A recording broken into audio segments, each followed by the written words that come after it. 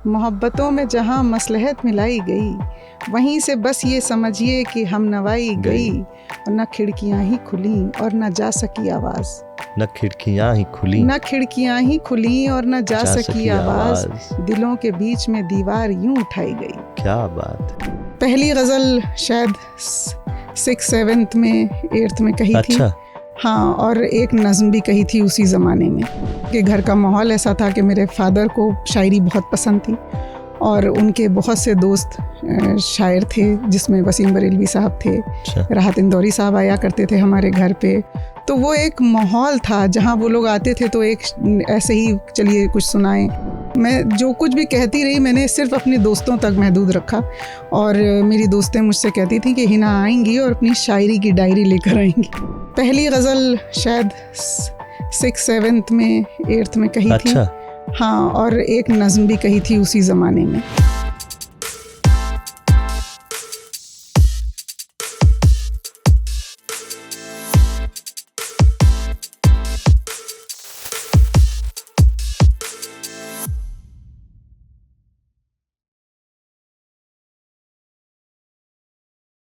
आदाब दोस्तों, रेख्ता रूम के आज के सेशन में आपका खैर मकदम है। आज की हमारी मेहमान है हिना रिजवी हैदर साहिबा। आदाब। आप बहुत बहुत शुक्रिया सबसे पहले कि आपने अपना वक्त हमें दिया। नहीं, आपका शुक्रिया कि आपने मुझे यहाँ बुलाया। नहीं, ये तो हमारी मुझे लगता है खुशनसीबी है कि क्योंकि उर्दू अदब में हम हमेशा देखते हैं कि एक बदकिस्मती ही समझिए कि ज़्यादातर मर्द हजरात ही रहे हैं हमारे शायर, और लेकिन आजकल के दौर में ये देख के बहुत खुशी भी होती है कि वो चीज़ें बदल रही हैं। और मैं बहुत जो है मतलब इस चीज़ में आई एम वेरी इंटरेस्टेड कि मैं आपसे जो है बात करूं और आपसे पूछूं ये सब सवाल जो अक्सर अभी भी मेजॉरिटी जो है हमने ज़्यादातर जो शायर आए हैं वो सब मर्द थे। तो आपसे बात करने का एक दिलचस्पी तो है ही अंदर से। तो बहुत बहुत शुक्रिया आपका कि आप यहाँ आए और हमसे बात कर रहे हैं। तो पहला सवाल मैं आपसे जो करना चाहता हूँ वो तो बस बुनियादी सवाल है कि वहीं से हम फिर अपनी गुफ्तगू आगे बढ़ाएंगे कि अपनी ज़िंदगी के बारे में सबसे पहले तो अपना जो ज़िंदगी का सफ़र अभी तक का रहा एक मुख्तसर तौर पे जाए पैदाइश से लेके अब तक एक अगर हमें बताएं इनायत हो गई। मेरी आँख जब खुली है तो मेरी मदर उर्दू की लेक्चरर थी। अच्छा। और उन्होंने PhD किया है मीर अनीस के बेटे मीर नफीस पे। अच्छा। मेरे नाना बहुत अच्छे शायर थे और मेरे मामू बहुत अच्छे शायर थे, लेकिन अब ये मेरी ज़िंदगी की मतलब मेरी क्या कहूँ बदनसीबी कहूँ कि मेरे नाना को तो मैंने देखा नहीं और मामू की भी ज़िंदगी में जब तक कि वो हयात थे तब तक जो कुछ भी मैं कहती थी उसको मैं शायरी नहीं समझती थी, तो मैंने कभी उनको नहीं बताई। अगर शायद वो कुछ साल और ज़िंदा रह गए होते तो शायद मुझे उनसे बहुत कुछ सीखने को मिलता, उनकी इस्लाह मिलती, तो फिर मेरी शायरी कुछ और होती। तो कई साल तो मुझे ख़ुद भी नहीं पता था कि मैं शायरी करती हूँ। जो कुछ भी करती थी वो बस पोएम, पोइट्री, इस तरह की चीज़ें जो अपनी बचपन में अपनी फ्रेंड्स के साथ। तो मैं बहुत पहले से मुझे शायद 4th या 5th से मैं इस तरह का जो भी उसको कहिए वो मैं कहती आ रही हूँ। एक शेरी रुझान जो हाँ, है शेरी रुझान था। और अच्छा ये था कि घर का माहौल ऐसा था कि मेरे फादर को शायरी बहुत पसंद थी और उनके बहुत से दोस्त शायर थे, जिसमें वसीम बरेलवी साहब थे, राहत इंदौरी साहब आया करते थे हमारे घर पे। तो वो एक माहौल था जहाँ वो लोग आते थे तो एक ऐसे ही चलिए कुछ सुनाएं। अच्छा, वसीम साहब के साथ ये था कि वसीम अंकल पापा के अच्छे दोस्तों में थे तो वो आते थे। उसके बाद फिर जब टीवी पर वही आते थे तो फिर मुझे बड़ा अच्छा लगता था देख करके कि अच्छा ये तो अंकल हैं जो आ रहे हैं। तो काफ़ी कुछ उनसे भी मुझे लगा कि मैं इंस्पायर हुई हूँ कि मैं अपनी शायरी को कुछ ज़्यादा तवज्जो दूँ। और बाकी ये कि शादी जब हो गई मैं जो कुछ भी कहती रही मैंने सिर्फ अपने दोस्तों तक महदूद रखा और मेरी दोस्तें मुझसे कहती थी कि हिना आएंगी और अपनी शायरी की डायरी लेकर आएंगी।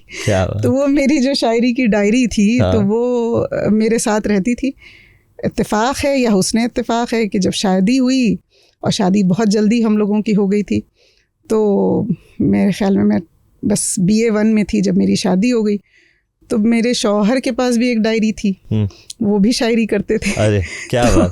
तो ये आपको शादी के बाद बहुत इनकरेजमेंट मिला, बहुत ज़्यादा। जो कुछ भी मैं करती थी उसको सीरियसली तो शादी के बाद ही किया। क्या बात। शादी से पहले तो बस ऐसे ही था, किसी शादी में गई तो कुछ मज़ाहिया सा लिख ले गई, किसी फंक्शन में गई तो कुछ अपना ऐसे ही बच्चों की तरह से किसी के लिए कुछ, किसी के बर्थडे का तोहफा शायरी के उसमें फॉर्म में। अब उसको मैं गज़ल और नज़्म क्या ही कहूँ, लेकिन हाँ कुछ भी कह करके मैं देती थी। हाँ, लेकिन वो एक तरह की मश्क तो है ही। मश्क थी, हाँ। बिल्कुल। तो पहली गज़ल शायद 6th 7th में 8th में कही थी। हाँ, और एक नज़्म भी कही थी उसी ज़माने में। तो वो बहर में थी? जी बहर में थी। अब थोड़ी बहुत तो खैर शायद बहर से बाहर होगी, हाँ, लेकिन थी तो। और शायद मेरी एक दोस्त थी, उसकी बर्थडे पे मैंने गिफ्ट दिया था उसको। अच्छा। कहकर तो ये मेरे ख़ानदान में बहुत से लोगों को वो याद है। कई लोग मुझे एक आध बार कुछ हुआ तो मैंने कहीं पढ़ी सुनाई तो उन्होंने कहा कि तुमने एक शेर भूल गई हो, उसका एक शेर ये है। अरे। मैंने कहा अच्छा ठीक। तो उसका कोई शेर आपको याद है? हाँ, एक गज़ल का तो ये है कि ऐ दोस्त इस जहाँ की तुझे हर खुशी मिले, जैसी तुझे पसंद हो वो ज़िंदगी मिले, आंसू की एक बूंद ना आँखों में आ सके, जो साथ उम्र भर रहे ऐसी हंसी मिले, पलकों से काटे चुन सकूं मैं तेरी राह के, राहे वफा की हर कली तुझको खिली मिले, और कुछ भी हिना के पास दुआ के सिवा नहीं, कर ले कबूल फिर भी अगर कुछ कमी मिले। क्या बात है। इसमें एक मासूमियत और साथ में वो जो एक शेर मैं भूल रही हूँ, मुझे ध्यान नहीं आ रहा, लेकिन ये कि हाँ वो भी। वाह, ये तो आपने मतलब बिल्कुल बचपन, ये तो बिल्कुल बचपन है, बिल्कुल शुरुआती दौर की 6th 7th 8th का ज़माना था। और अच्छा, मुझे सोशल इश्यूज़ को उठाने का बचपन से शौक़ था। एसेज लिखती थी तो उस ज़माने के सोशल इश्यूज़ को पर बात करती थी। नज़्म भी कही, उसी ज़माने की एक नज़्म भी मैं आपको सुनाती चलूँ। हाँ। कि सुनसान एक सड़क पर एक आदमी पड़ा था, लोगों ने ये बताया वो भूख से मरा था, कोई नहीं था रोया, हर एक चुप खड़ा था, अंजाम देख उसका सहमा था और डरा था, दिल में लिए हमदर्दी आगे को मैं बढ़ी थी, चादर हटा के देखी चेहरे पे थी खामोशी, पर बंद उन लबों पे खामोश एक सदा थी, जो मौत मैंने पाई क्या मर्जी खुदा थी, बेदर्द ये ज़माना यही है मेरा कातिल, वो दर्द दिए इसने जीना भी हुआ मुश्किल, अब याद क्या करें हम इकबाल का वो नारा, सारे जहां से अच्छा हिंदुस्तान हमारा। क्या बात। इसमें तो ये भी है कि आपके हाफिजे की भी दाद देनी चाहिए कि इतनी मतलब पुरानी वो बचपन में क्योंकि बहुत बार सुनी लोगों ने ना, तो वो बचपन की याददाश्त। अभी मैं गज़ल आपसे कहूँ तो मैं बिना फ़ोन देखे तो मैं नहीं पढ़ पाऊँगी, लेकिन वो बचपन की याद है तो वो याददाश्त में है। तो इसमें ये आपने अपने शेरी सफ़र के बारे में हमें बताया, और ये एक बात कि आप हमेशा पैदा कहाँ हुए?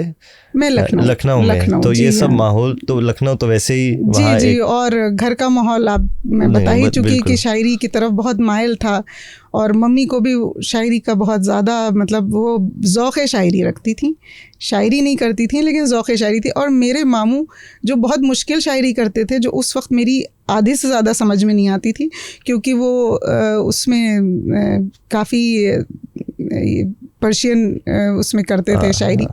लेकिन मुझे ये अब समझ में आता है कि वो क्यों आकर के मुझको सुनाते थे। मैं तो किसी बच्चे को नहीं बिठा के अपनी शायरी सुनाऊंगी, लेकिन वो आते थे और मुझे बैठ करके बैठो और सुनो, और कहते थे लो तुमने कुछ जवाब नहीं दिया तो मैं मामू जान कुछ समझ में नहीं आया लेकिन वो फिर उसके बावजूद वो समझाते थे मुझे कि ये शेर ऐसा है, ये फ़ारसी में, फ़ारसी उर्दू होती थी लेकिन वो फ़ारसी मिली हुई, तो वो थोड़ी मुश्किल शायरी उनकी होती थी, लेकिन वो तब भी मुझे सुनाते थे। शायद उस वक्त भी इसलिए भी मेरा जहन इस तरफ और ज़्यादा वो हुआ। वो है ना कि वो लफ्ज़ों की अपनी खनक होती है, और वो जो शायद उसी वजह से वो तरंगे आपके अंदर जो है बहर की पैदा भी हुई, और वो जानते थे, वो हिकमत है शायद उनकी। बस शायद वो अब मुझे लगता है कि इस वजह से वो सुनाते थे कि मेरा रुझान इधर की तरफ और ज़्यादा आ जाए, क्योंकि वो ये तो जानते थे कि मैं बच्चों को के बीच में बैठ करके सुनाती हूँ।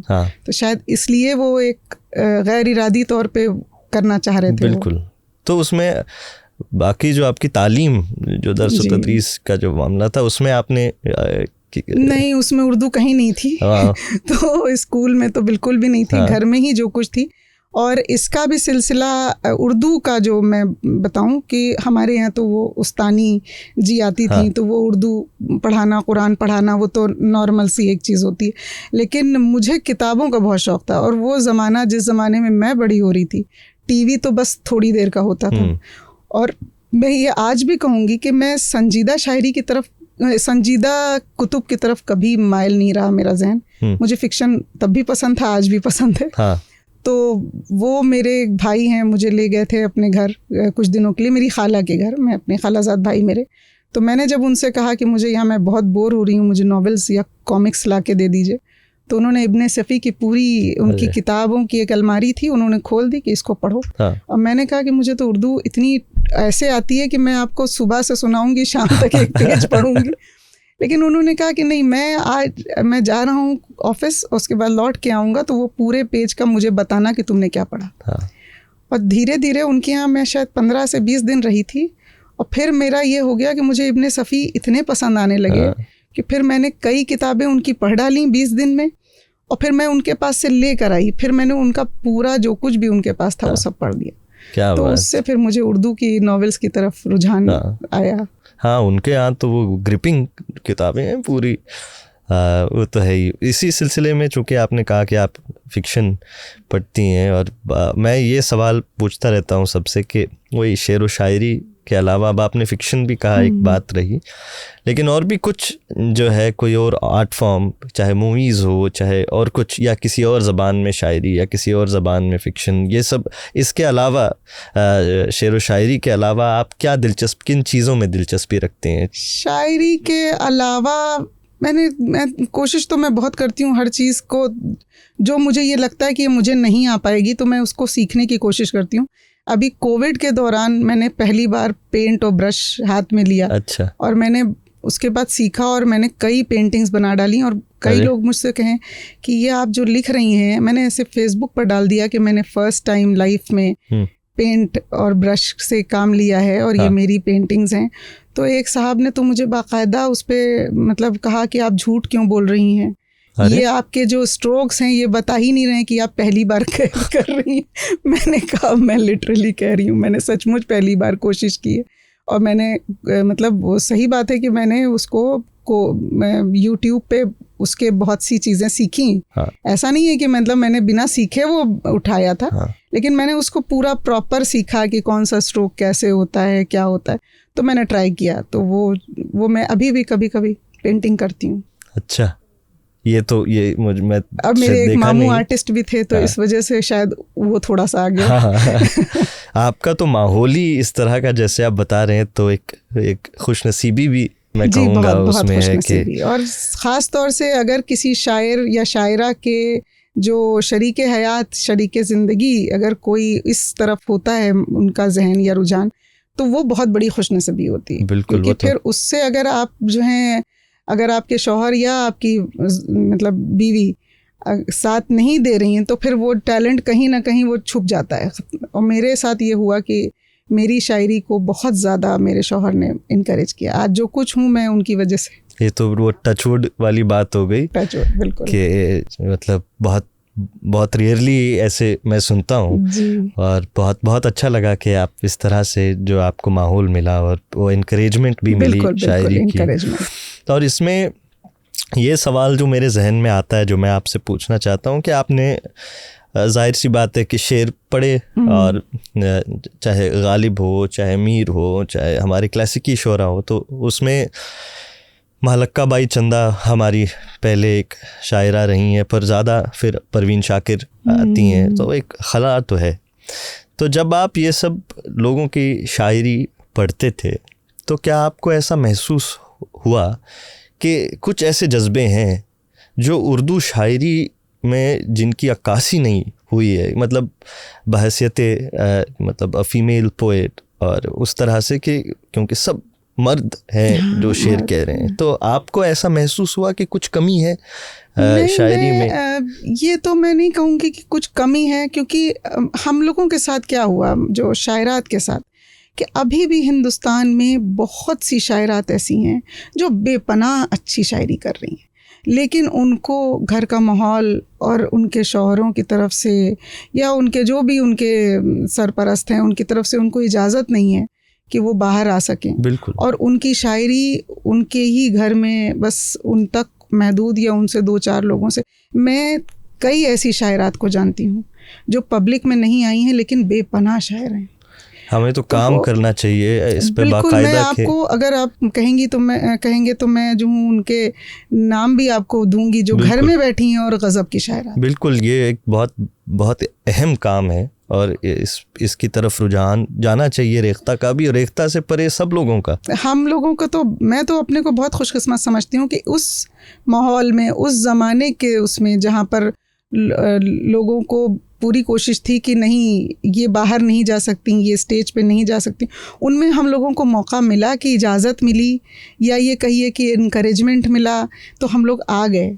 अदरवाइज़ बहुत से ऐसे हैं जिनके पास टैलेंट तो पूरा है लेकिन माहौल नहीं है। बिल्कुल, वो मतलब उम्मीद तो यही है कि ये सब चीज़ें बदल जाएं और थोड़ी बहुत बदल रही हैं लेकिन अभी भी। लेकिन उसमें सोशल मीडिया ने बहुत, फेसबुक ने बहुत मदद की उन शायरात की भी जिनका कहीं भी नहीं सुना जा रहा था, कम से कम अब पढ़ा जा रहा है। बिल्कुल, ये सवाल मैं आपसे करना ही चाहता था कि सोशल मीडिया की अहमियत ख़ास तौर पे, क्योंकि पहले ज़मानों में एक जो पेट्रियार्कल सिस्टम तो था ही था और लेकिन उसमें ये भी था कि उसके परे भी मतलब जो शायरी पहुंचाने का ज़रिया जो था वो बहुत अलग था। अब एक डेमोक्रेटाइजेशन हुई है सोशल मीडिया के आने से, और उसमें आपको क्या महसूस होता है बतौर शायर के कितनी मदद मिली है? बहुत मदद। मैं तो यही कहूँगी कि सोशल मीडिया ने उन शायर और शायरात का बहुत मदद उनकी की है जो स्टेज तक नहीं पहुँचे या पहुँचना जिन्होंने चाहा भी और उनको मौका नहीं मिला, तो उनको कम से कम लोगों ने पढ़ा। और बहुत से ऐसे शोरा को जानती हूँ जो स्टेज पर आज भी नहीं है लेकिन उनकी शायरी हम तक पहुँची है और बहुत गज़ब की। तो वो चीज़ें तो बहुत फ़ायदा पहुँचाया है अदब को सोशल मीडिया ने, और उर्दू की तरफ भी राग़िब किया है लोगों को। ये भी सोशल मीडिया का बहुत बड़ा कंट्रीब्यूशन है। कोई नुकसान आपको लगता है कि सोशल मीडिया का है? नुकसान भी है। देखिए, हर चीज़ का अच्छा और बुरा पहलू होता है। नुकसान भी है कि जो लोग शायर बिल्कुल नहीं हैं उनको भी सिर्फ ये शौक़ कि हम स्टेज पर आ जाएं और हम शायरी करने लगें, वो मुझे इसमें कोई वो नहीं है कि वो शायर ना बने। मतलब बने, बिल्कुल बने, कोशिश करें, सीखें, पढ़ें, लेकिन स्टेज पे आने से पहले बहुत रियाजत की ज़रूरत है। बिल्कुल, स्टेज पे ना आएँ, पहले पढ़ें, पहले शायरी को सीखें, बहुत साल उसमें दिए जाते हैं, तब जा कर के इंसान किसी लायक होता है कि वो स्टेज तक पहुंचता है। बिल्कुल, तब फिर वो लगता है कि हाँ कुछ दूसरे को उससे फ़ायदा हो रहा है। तो ये एक बात तो हमेशा एक बहस का मौजू तो है ही कि अच्छी शायरी क्या है। हर आदमी अपने तौर पे, जैसे मैं शेर कह रहा हूँ तो मैंने कोई शेर कहा और तो मुझे लगा ये शेर अच्छा नहीं है, इसमें कोई और मिसरा होना चाहिए, है ना। तो अपना पैमाना होता है सबका, और वो मैं आपसे पूछना चाहता हूँ कि आपका पैमाना क्या है? आप क्या समझते हैं कि कौन सा शेर अच्छा शेर है? देखिए, ये भी, इसमें भी अब मैं ये समझती हूँ कि सबका अपना अपना मिजाज, बिल्कुल, कोई ऑब्जेक्टिविटी नहीं, अपना शौक़, और हर शायर अपने सी तो कोशिश यही करता है अपने दिल की, अपने जज्बात को की तर्जुमानी वो कागज़ पे करे। और उसमें भी पसंद नापसंद करने वाले हज़ारों होते हैं। जॉन एलिया को भी पसंद करने वाले और नापसंद करने वाले बहुत से लोग कहते हैं जॉन एलिया में वो बात नहीं थी, वो वो हैं ओवररेटेड हैं, तो वो भी, जबकि वो बहुत गज़ब के शायर थे। और ऐसे शायद फैज़ के ज़माने में, गालिब के ज़माने में भी उन पर तनक़ीद और उनको पसंद करने वालों का रहा होगा ज़माना। आज भी बहुत से लोग हैं, अब गालिब को तो नहीं कहते हैं, लेकिन फिर भी कुछ लोग ये कहते हैं कि मुझे गालिब से ज़्यादा मीर पसंद है। बिल्कुल, तो पसंद अपनी अपनी। लेकिन मुझे लगता है कि अगर शायरी थोड़ी सी भी कोई कर लेता है तो उसका ख्याल चाहे जैसा है, उसका अपना तो है। तो अगर उसका अपना ख्याल है तो वो चंद लोगों को तो पसंद आ ही जाएगा। पर आपको किस तरह की शायरी पसंद आती है? मैं सच बताऊं, मैंने बहुत ज़्यादा शायरी नहीं पढ़ी, क्योंकि मुझे एक मतलब एक खौफ था कि अगर मैं बहुत ज़्यादा शायरी पढ़ूंगी तो मेरे जहन में वो ख़यालात आने लगेंगे और फिर लोग कहेंगे चरबा हो गया और ये हो गया और ये, तो वो, और मैं मतलब अब मैं आपसे कह सकती हूँ कि मैं बहुत डरती हूँ, क्योंकि शायरात पर ये इल्ज़ाम लगता है बहुत आसानी से कि वो किससे लिखवा रही हैं, किससे कर रही हैं, कौन उनका उस्ताद है। अच्छा, वो अगर उस्ताद बता दिया तो अच्छा वो उनका है, वो उनसे लिखवा के ला रही हैं, स्टेज पर आ रही हैं। तो ये चीज़ें तो मैंने शायरी पढ़ी है लेकिन कम, बहुत कम। तो उसमें जो ये शो जितने भी जो हैं फैज़ और ये गालिब और मीर तकी मीर और जिगर मुरादाबादी और ये मतलब जितने भी जो असातिज़ा थे मैंने उनको पढ़ा है।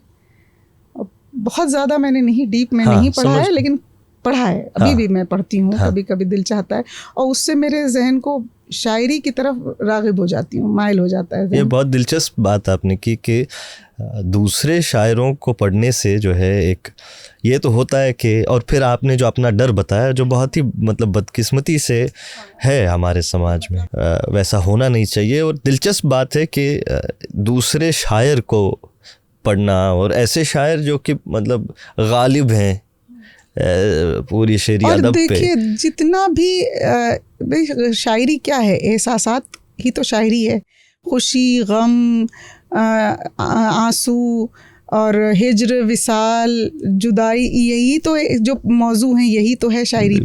और सब कुछ कहा जा चुका है, अब कुछ नया तो नहीं लाया जा सकता है। तो कहीं ना कहीं तो कोई ना कोई ख्याल किसी से टकरा ही जाएगा। लेकिन वो ये है कि कोशिश की जाती है कि भाई मतलब थोड़ा सा कोशिश अपने ख्याल भी उसमें कहाँ से नया ख्याल लाया जाए, लेकिन हाँ उसी बात को कुछ नए तरीके से कहा जाए, एक नया लहजा हो तो वो बिल्कुल। तो यहाँ जो आप बिल्कुल, अब हम शायरी की बात कर ही रहे हैं और आप ये आपसे मैंने पूछा कि अच्छे शेर की तारीफ़ आपसे पूछी, पर उसी से जुड़ा हुआ अब ये सवाल जो मेरे जहन में और जो सब लोगों से मैं पूछता हूँ, और सवाल यूँ ही है कि आपका जो तख्लीकी अमल है अपना, मतलब कि क्योंकि हर शायर, सब शायरों के मुख्तलिफ जवाब रहे हैं इसको लेकर कि हम हमेशा ये बहस चलती आती है कि शेर ख़ास तौर पे गज़ल का शेर जो होता है वो कोई कहता है कि मैं तो बिल्कुल बाकायदा तौर पे बैठ के जो है लिखता हूँ और लफ्ज़ों को जोड़ता हूँ, कोई कहता है कि ख़याल आ जाता है, एक आमद होती है।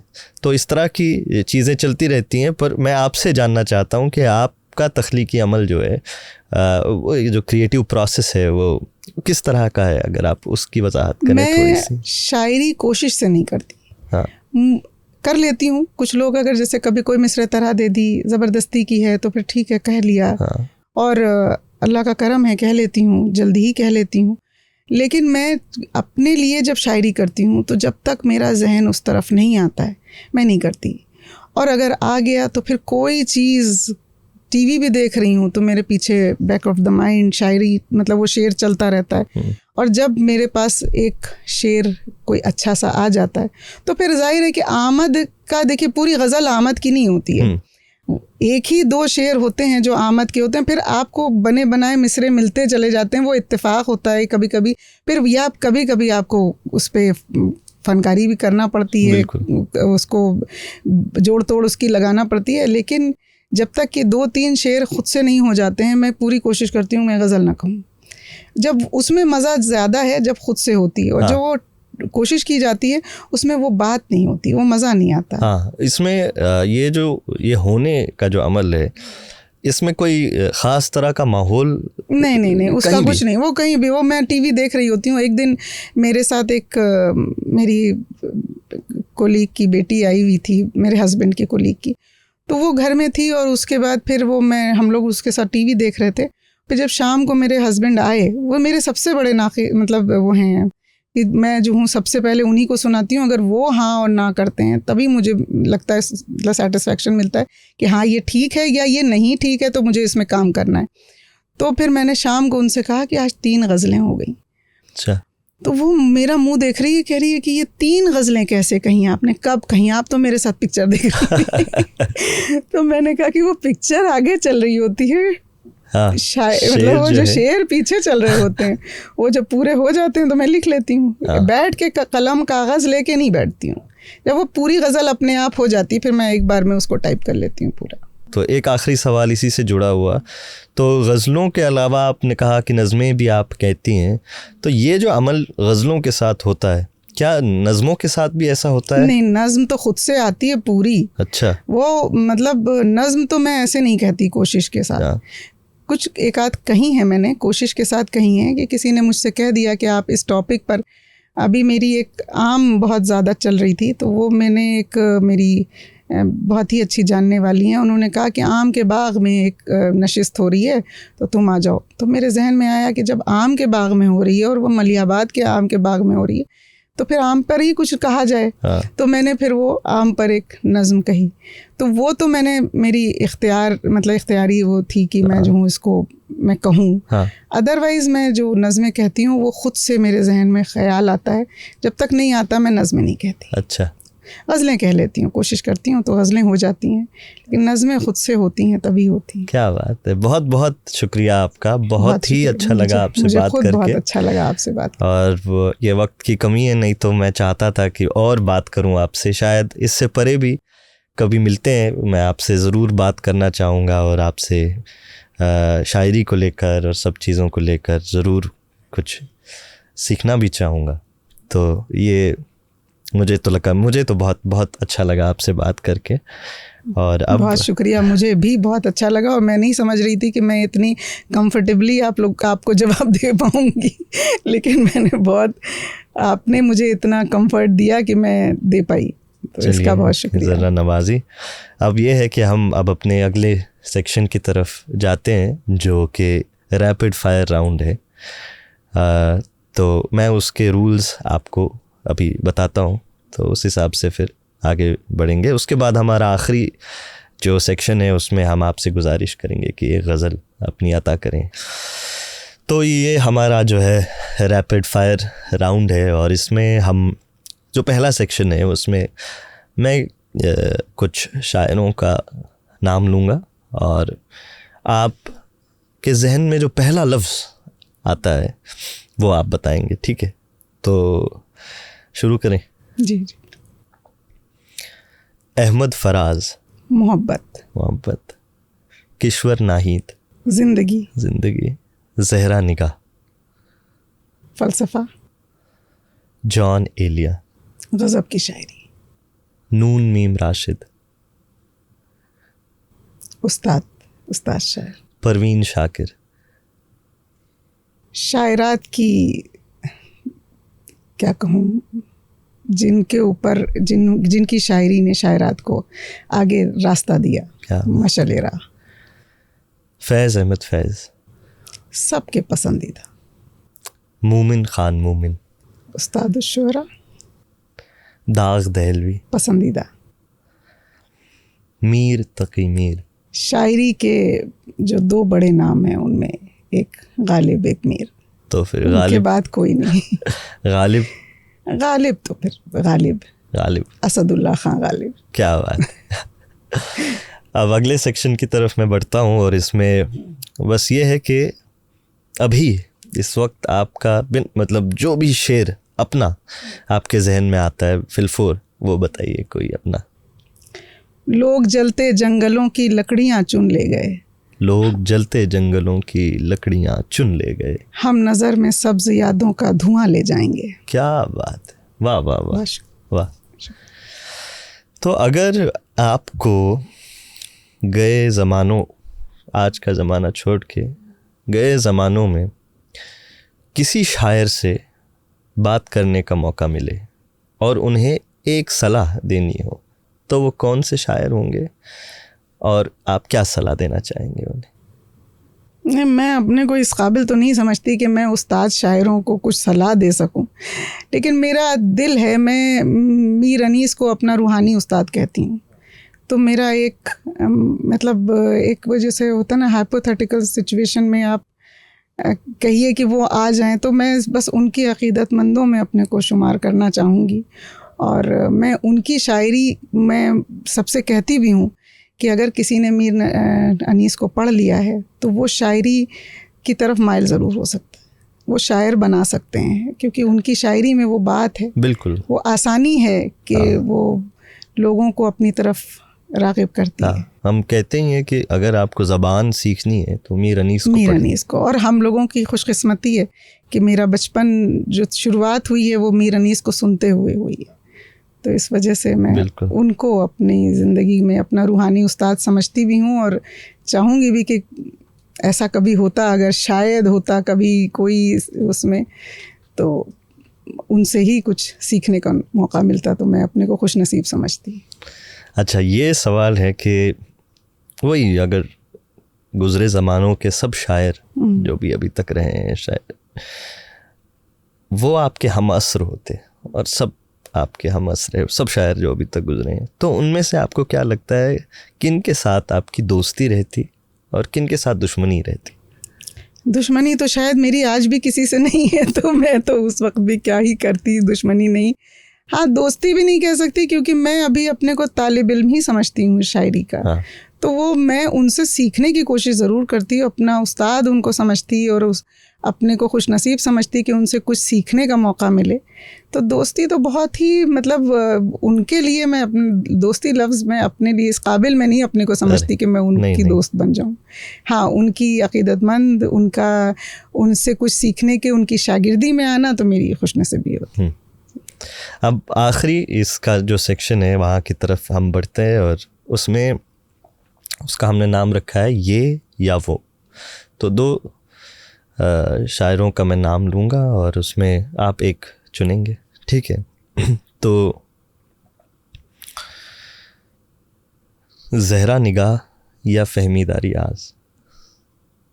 ज़हरा निगाह। ज़हरा निगाह। ज़हरा निगाह या किश्वर नाहीद? ज़हरा निगाह। ज़हरा निगाह। ज़हरा निगाह या मुनीर नियाज़ी? मुनीर नियाज़ी। मुनीर नियाज़ी या जॉन एलिया? जॉन एलिया। जॉन एलिया या अहमद फराज? ये मुश्किल सवाल है लेकिन अहमद फराज। अहमद फराज या परवीन शाकिर? अहमद फराज। अहमद फराज या फैज़ अहमद फैज़? फैज़ अहमद फैज़। फैज़ अहमद फैज़ या दाग दहलवी? फैज़ अहमद फैज़ या मोमिन खान मोमिन? फैज़ अहमद फैज़ या मिर्ज़ा गालिब? अब तो फिर ये गुनाह हो जाएगा कि मैं तो गालिब। और आखिर में गालिब या मीर? गालिब। चलिए, मुझे लगता है कि इसमें कोई पास फेल का कोई क्राइटेरिया तो है नहीं। मैं ये कहना चाहूँगी कि मैंने परवीन शाकिर को नहीं कहा, लेकिन जहाँ पर फैज़ का नाम था फिर वहाँ पर परवीन शाकिर बहुत शायरात की बहुत वो हैं, नुमाइंदा शायर हैं, लेकिन फिर फैज़ हैं। तो फिर वो एक उसमें कोई तो रही जेंडर वो डिस्क्रिमिनेशन मैं नहीं कर सकती कि क्योंकि मैं शायरा हूँ तो फिर मैं परवीन शाकिर को ही चुनूँ, तो ये नहीं है। तो और नहीं, वो तो हमारे सिस्टम की गलती है ना कि हम ऐसे रहे, और क्या पता कितने शायरा रहे हों उस वक्त जो कि किसी को नहीं पता। तो मैं बता तो रही हूँ कि अभी भी सोशल मीडिया के ज़माने में तो अब थोड़ी बहुत आ गई हैं, अदरवाइज़ मैंने जितनी भी मेरे बचपन में मैंने बहुत से लोगों को देखा, वो तो हम लोगों के यहाँ क्योंकि वो मजलिसें होती हैं तो वो उनकी शायरी थोड़ी बहुत हम लोग सुन भी लेते थे उस पर, अदरवाइज़ तो वो कहीं भी नहीं। बिल्कुल। चलिए, हम कम से कम मैं तो चाहूँगा कि यहाँ से ही एक कोशिश शुरू हो और उन तक हमें पहुँचने, हमारी जिम्मेदारी है कि हम उन तक पहुँचे। तो बहुत बहुत शुक्रिया आपका कि आपने हमें वक्त दिया, और मेरी तरफ से तो अपने शौहर को हमारा सलाम भी कहिएगा जिस तरह आपने बात की। तो इसके साथ हमारा ये सेक्शन भी जो है वो ख़त्म होता है, और अब हम अपने आखिरी सेक्शन की तरफ बढ़ रहे हैं जहाँ पर हम आपसे दरख्वास्त करेंगे कि अपनी कोई गज़ल अता करें। अभी ये मेरी थोड़ी हाल की ही गज़ल है, मैं उसको ही आपके सामने हाजिर करती हूँ। इरशाद। कि मतलब देखिएगा कि मोहब्बतों में जहाँ मसलहत मिलाई गई, मोहब्बतों में जहाँ मसलहत मिलाई गई, मोहब्बतों में जहाँ मसलहत मिलाई गई, वहीं से बस ये समझिए कि हम नवाई गई। क्या बात है, वाह वाह। मोहब्बतों में जहाँ मसलहत मिलाई गई, वहीं से बस ये समझिए कि हम नवाई गई। और न खिड़कियाँ ही खुली और न जा सकी आवाज़, न खिड़कियाँ ही खुली, न खिड़कियाँ ही खुली और न जा सकी आवाज़, दिलों के बीच में दीवार यूं उठाई गई। क्या बात है, वाह। न खिड़कियाँ ही खुली और न जा सकी आवाज़, दिलों के बीच में दीवार यूं उठाई गई। वाह। और यही तो उसने कहा था, बहुत उदास है वो। यही तो उसने कहा था, यही तो उसने कहा था, बहुत उदास है वो। ये बात इतनी बड़ी थी नहीं, बनाई गई। क्या ये बात इतनी बड़ी थी नहीं, बनाई गई। और अभी अभी ही तो समझी थी जिंदगी हमने, अभी अभी ही तो समझी थी जिंदगी हमने, अभी ही तो समझी थी जिंदगी हमने। ये कैसे निखते गुल की तरह से आई गई। क्या कहने, वाह वाह। अभी अभी ही तो समझी थी जिंदगी हमने, ये कैसे निखते गुल की तरह से आई गई। हजार बार, ये शेर देखिएगा, हजार बार वफा को मिला फरेबे वफा, हजार बार वफा को मिला फरेबे वफा, हजार बार वफा को मिला फरेबे वफा, हजार बार ये रस्म वफा निभाई गई। क्या बात, बहुत शुक्रिया। हजार बार वफा को मिला फरेबे वफा, हजार बार ये रस्म वफा निभाई गई। और धुआं चिराग का तारीकियां छुपाती रहीं, धुआं चिराग का तारीकियां छुपाती रहीं, ज़माने भर को फ़कत रोशनी दिखाई गई। क्या बात है, बहुत अच्छे, वाह। बहुत शुक्रिया। धुआं चिराग का तारीकियां छुपाती रहीं, ज़माने भर को फ़कत रोशनी दिखाई गई। वाह। और ये अजीब इश्क नया हो गया ज़माने का, ये शेर देखिएगा। अजीब इश्क नया हो गया ज़माने का, ज़रा सा हिज्र मिला और आशनाई गई। वाह। अजीब इश्क नया हो गया ज़माने का, ज़रा सा हिज्र मिला और आशनाई गई। और कुछ ऐसी रंग की आदी हुई हिना आँखें, वाह। कुछ ऐसी रंग की आदी हुई हिना आँखें, गई बहार तो गुलशन की दिल रुबाई गई, गई बहार तो गुलशन की दिल रुबाई गई। बहुत शुक्रिया, बहुत शुक्रिया आपका, बहुत अच्छा लगा। मुझे भी बहुत ज़्यादा अच्छा भी लगा और उम्मीद करती हूँ कि मैंने जो जवाब दिए वो आपके सवालों को, उसको मैं जो थी कर पाई अपनी पूरी कोशिश से वो दे सब पाई। कोई ऐसे कोई इसमें ऑब्जेक्टिव जवाब तो है नहीं, बस हम आपसे आप ही को जानने की कोशिश है, तो उसमें सब जो आप कहेंगे वो तो बरहक ही है। और बहुत बहुत शुक्रिया, बहुत अच्छा लगा आपसे बात करके। और साथ में ये कि जो आपने शौहर को, उनको हमारी तरफ से सलाम कहिएगा। बिल्कुल बिल्कुल। और तो नाजरीन, इस तरह के शौहर हों अगर, तो बहुत सी शायरात मंजर आम पे आ जाएं। हाँ बिल्कुल बिल्कुल। मुझे बहुत दिली खुशी भी हुई कि जिस तरह आपने बात की, और कि आप शेर भी कह रहे हैं। और ये सब मुमकिन बहुत मुश्किल है, बहुत लोगों के लिए अभी भी बहुत मुश्किल होता है, मैं समझता हूँ। तो कभी और बात होती रहेगी, ठीक है। तो नाजरीन, आज का हमारा ये सेशन यहीं पर ख़त्म होता है। उम्मीद है आपको हमारी ये पेशकश पसंद आई होगी। अगली बार फिर मिलेंगे आपसे, तब तक के लिए खुदा हाफिज़।